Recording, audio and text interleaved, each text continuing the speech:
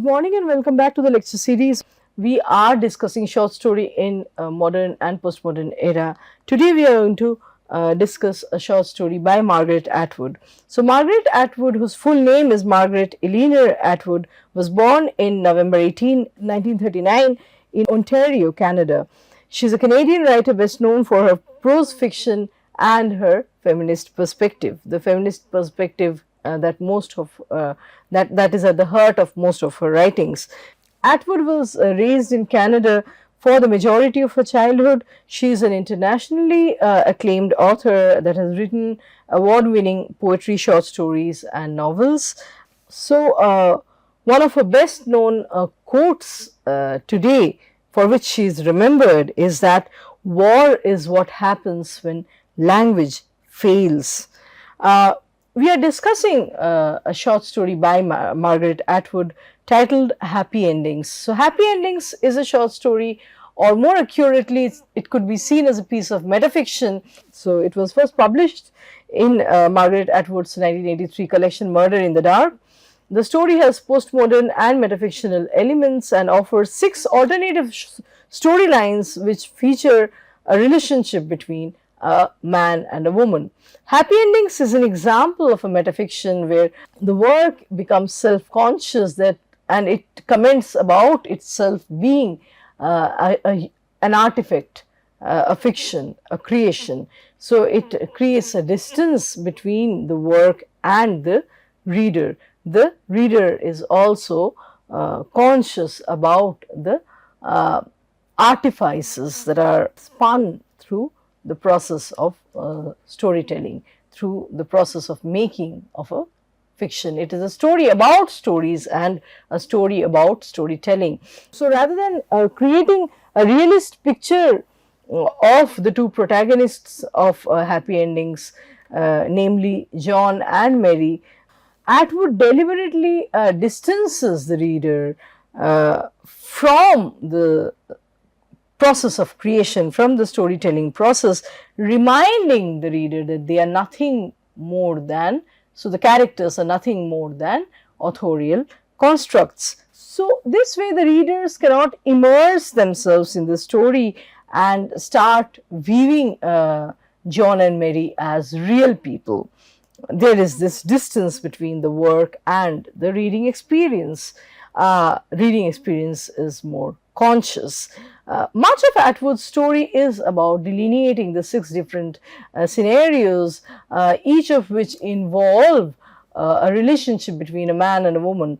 But as the story unfurls, the author breaks in on her characters, more and more, and in this way, she breaks the 4th wall to remind us that they are mere ciphers, mere creations, and that the things being described do not exist outside of the author's own head, or for that matter, the reader's own imagination. Atwood wishes to interrogate both the nature of romantic plots in fiction and the reader's attitudes, the traditionally how the readers treat them, react to the romantic plots. It is commonplace that happy endings in romantic novels sell very well. People buy them, people like them.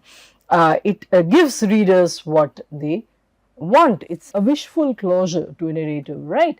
After various rocky patches, lovers usually end up living in the immortal words happily ever after. Although she questions, she revisits such a phrase, whether there can ever be, there ever was, there ever can be a happily ever after, anything of the sort. So, Atwood wants to put such plot lines under her microscope and subject them to closer scrutiny.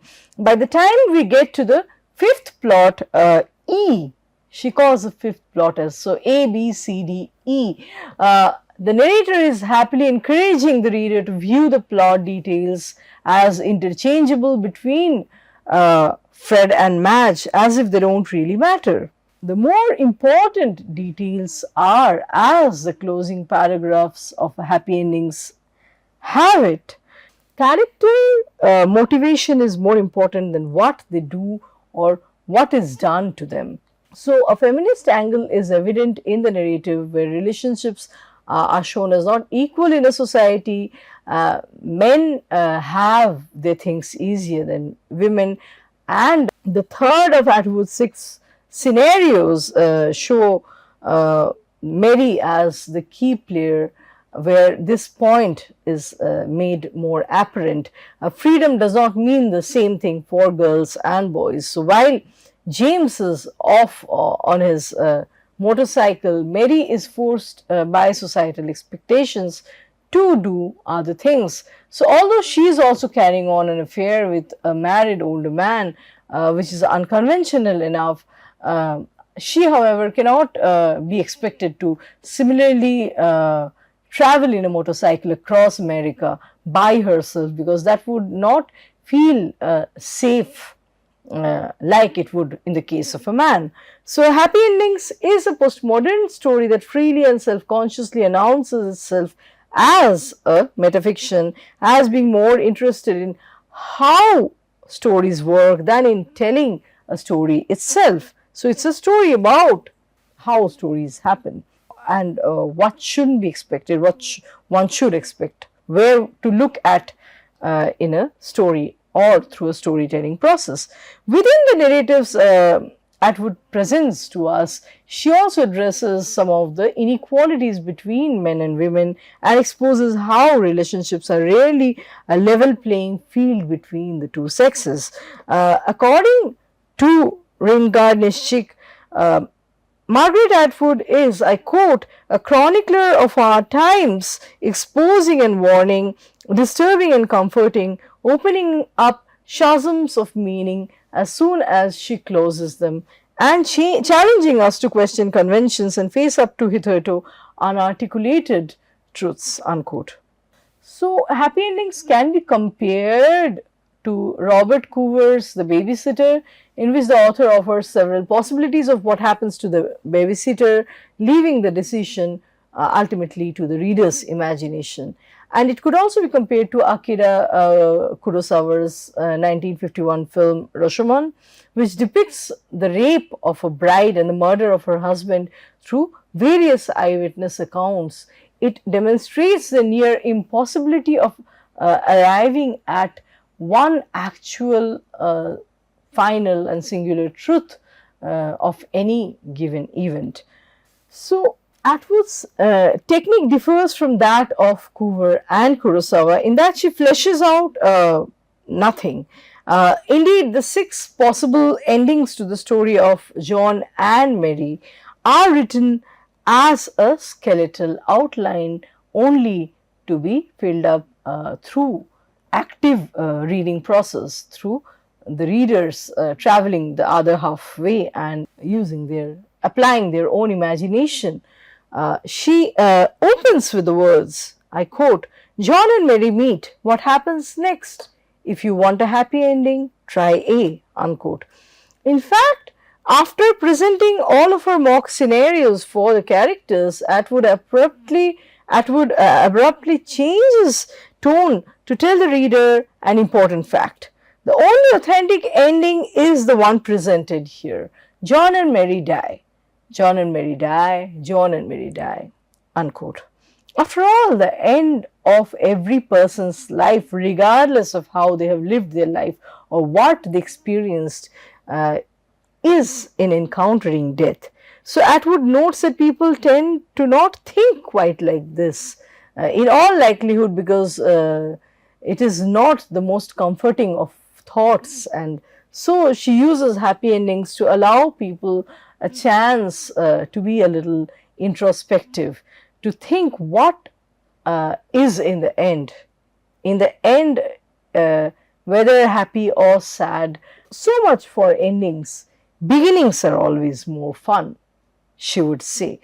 Happy Endings is a treatise about how one should savor the development of one's life and move beyond its structures to focus on its meaning and purpose. Nothing remains the same always. So, happy endings is an illustration of the idea that the ending of a story is always the same. It could be the death, and therefore the middle matters more. What happens in the middle is should be of more interest, should be something that the reader should be something that the reader wants to unpack and decipher further.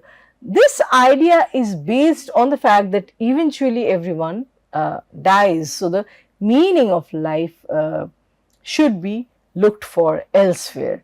So, Atwood's point is to focus the reader on the importance of understanding how the conclusion is reached and why.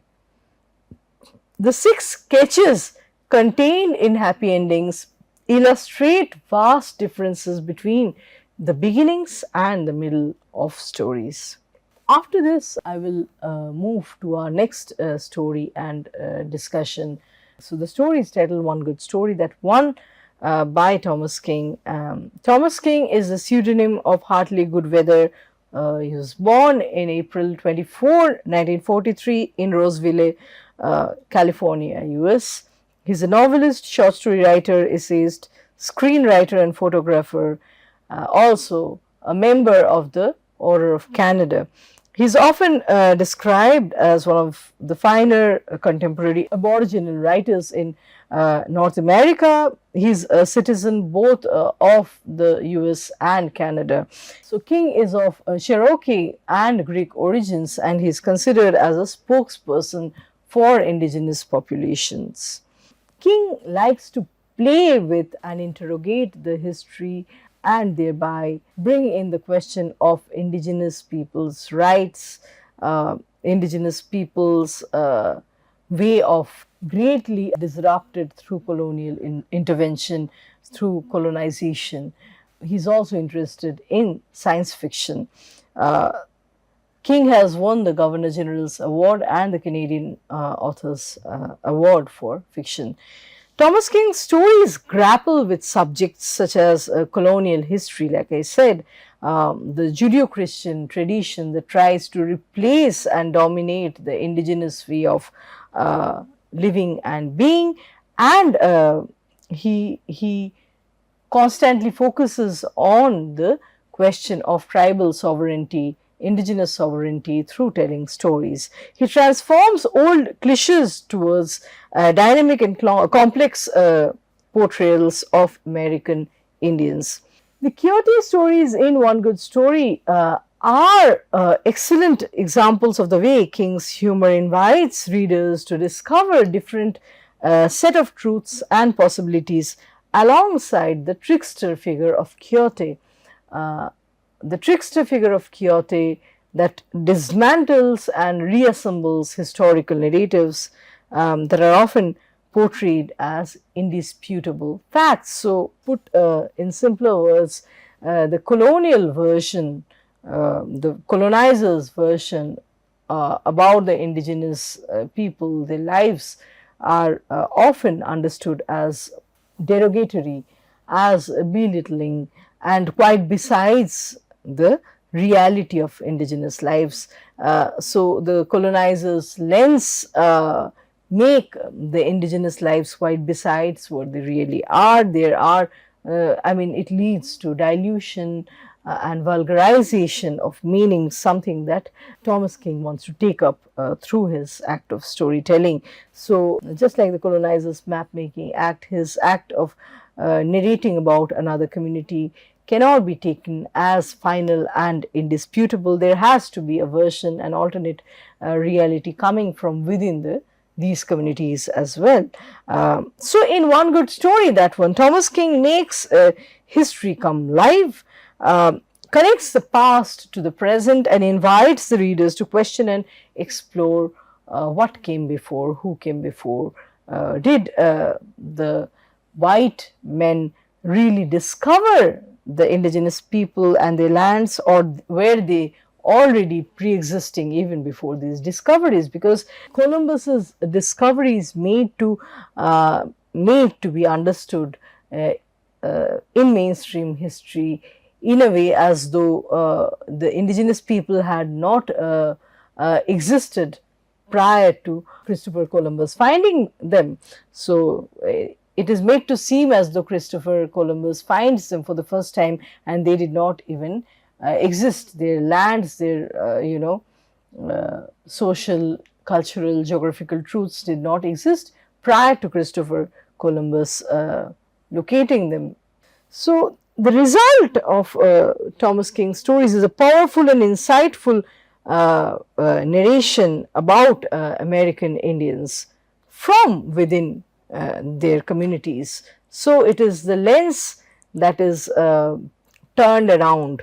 It is not the gaze of the colonizer on the indigenous men, the Native American Indians, but the other way around, how they choose to be looked at, how they choose to depict themselves, what they think about the Judeo-Christian myths. So the gaze is returned. Thomas King tells the readers what happens when between a narrator's cumulative memory and the listener's fluid faculty of hearing and imagination, there is a camera, a recorder, and a microphone that are determined to freeze, narratives about the Red Indian lifestyle. So the Red Indian is already an offensive word, as an offensive term as such, used by the white men for the indigenous people. So the desire to record everything, to find the authentic version, there is a violence that can be extended by these modern devices. They can be seen as intrusive into the natural existence of the indigenous people. And the curiosities and doubts and the questions about the authentic Red Indian lifestyle that make the colonizers, the white men, penetrate the indigenous communities and enter into their communities unwarranted. The indigenous people extend their familial propinquity to their surrounding macrocosm, both animate and inanimate. So they have a very different worldview from that of the Euro-American lifestyle, and their relationship with the nature therefore defines their own existential and spiritual relevance. That's why when the colonial intention is there to hijack the names of their mountains and their rivers, it is seen as synonymous with rendering a group of people with facelessness. So all these rivers and mountains had indigenous names till the colonizers came, changed the names, the indigenous names, to English names, and their own existence was imperiled thereby. These indigenous people were rendered with some sort of, some kind of facelessness. They suffered an identity crisis as a result. So Christina Oilete argues, I quote, that the act of misnaming our manifestations of power as they include or exclude, allow or deny access, unquote, thereby divesting an individual body of its reality and insistently reducing it to representation. So that's what indigenous people have been reduced to through the mainstream history books and the anthropological exploits that they have suffered. They have been reduced from their discursive realities to into very stereotypical representations, representations that suit the colonizer's gaze and understanding. So in One Good Story, that one by Thomas King, we see that the white men are interested in a traditional Indian story, but they are instead being given a subversion of their own myth of origin, which is tied to their own traditional stories. We see a subversion of the Judeo-Christian myth over here as told from the vantage point of the indigenous person. In the story, the Quixote is an amoral clown in the natural world. So when we say amoral, we mean that the moral yardsticks said by the Euro-American groups of people are not abided by the Quixote. Quixote does not subscribe to the notions of morality and immorality that define the Eurocentric, the Euro-American world.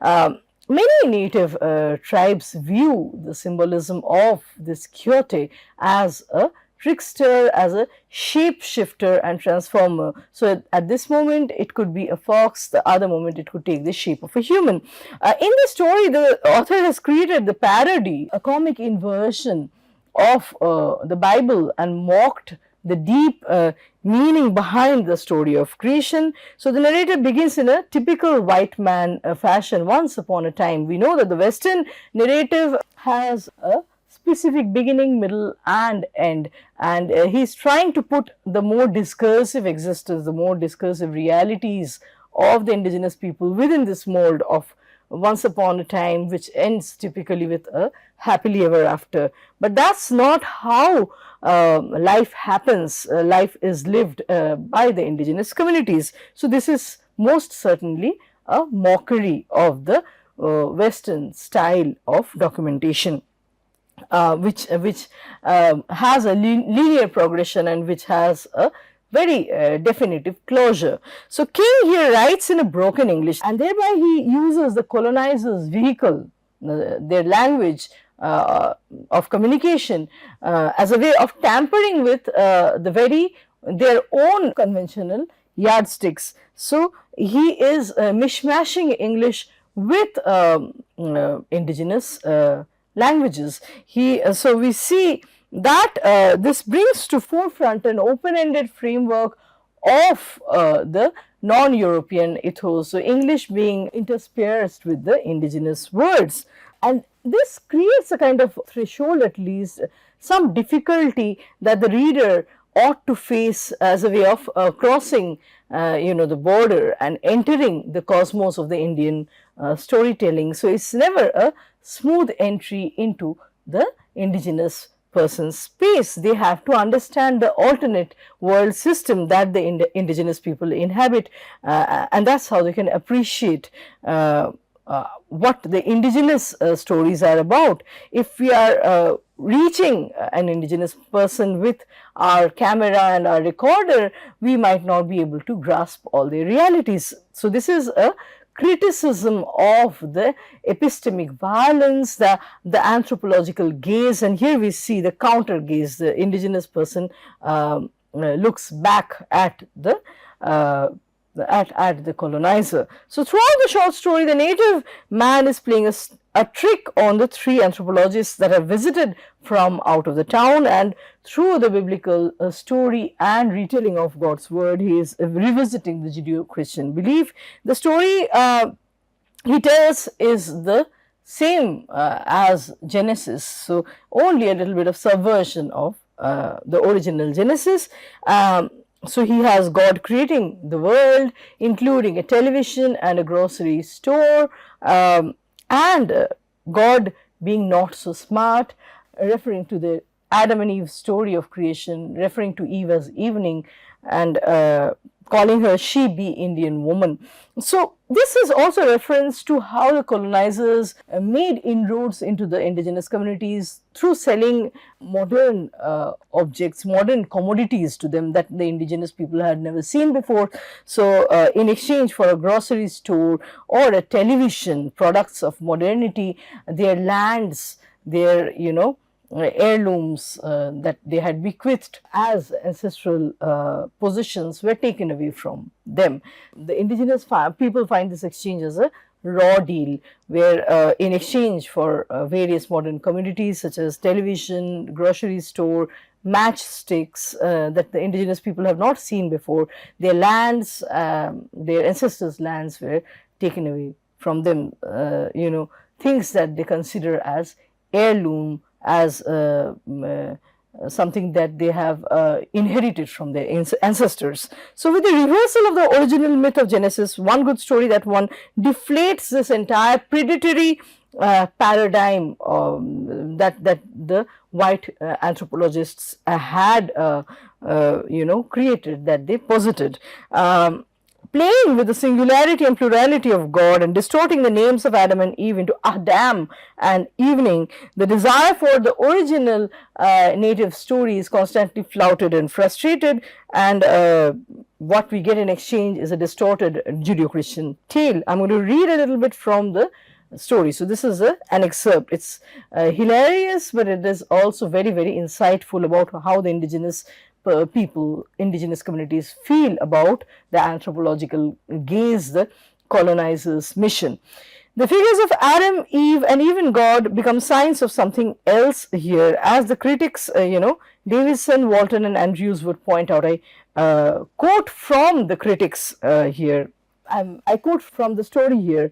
Unlike Eve, evening is not breaking a treaty, so to speak, with God, who has not told her that the tree is sacrosanct. She is hungry and she eats, unquote.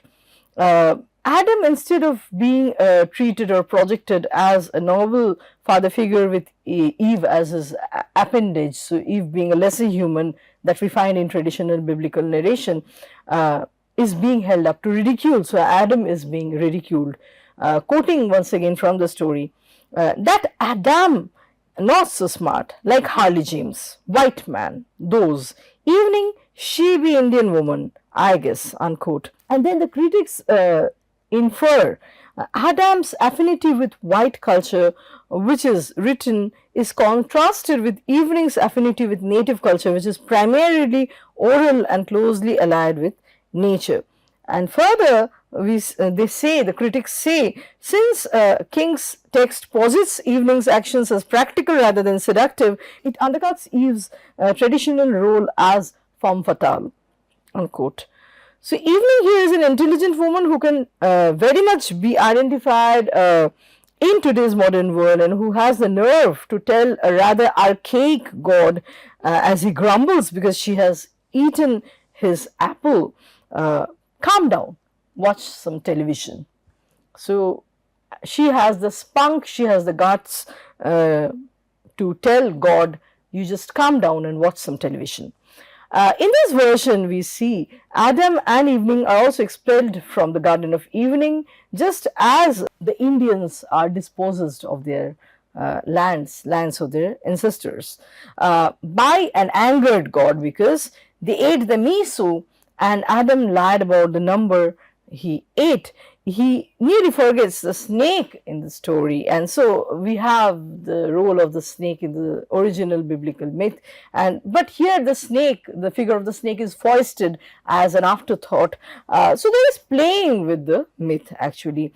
The snake is suddenly remembered and added in the end, and the snake is hissing because evening or Eve, that is, has comically stuck an apple in his mouth, and this is precisely what comic inversion is about. So the parody of the biblical myth is hilarious, and the story as a whole is absurd and very, very sharp and clever.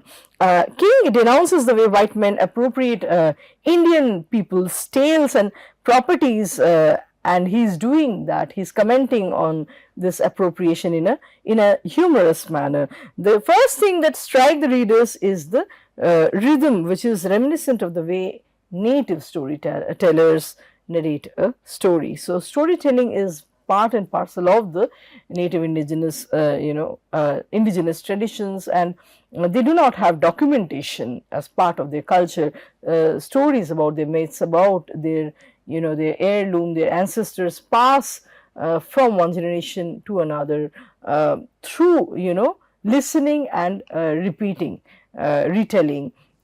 So King identifies that the epistemic violence inflicted by the Western scriptural knowledge had already commenced with the colonial intention of trying to fix polarities between the indigenous and the Western patterns of living, and such that the non-Western other is produced in terms of the Western standards of ideals. They are from the Western man's eye. The non-Western person is already always inferior. Their qualities, their ways of life, their existence are considered as non-standard, inferior.